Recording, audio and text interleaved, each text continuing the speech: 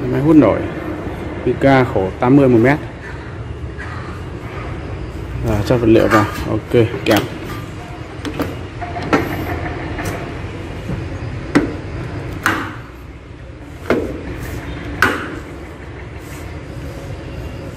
Rồi, tôi cho dần nhiệt xuống.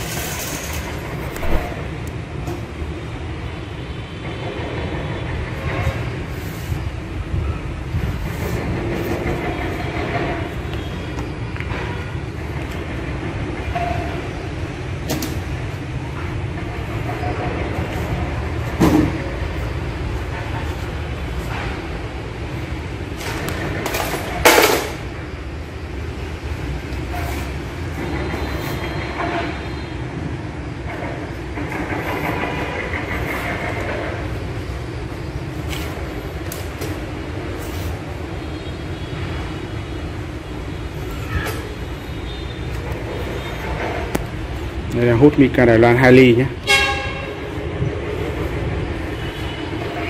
Mica Đài Loan. Cái này là hút vật liệu cao được 30 phân nhé. Sản phẩm cao 30 phân.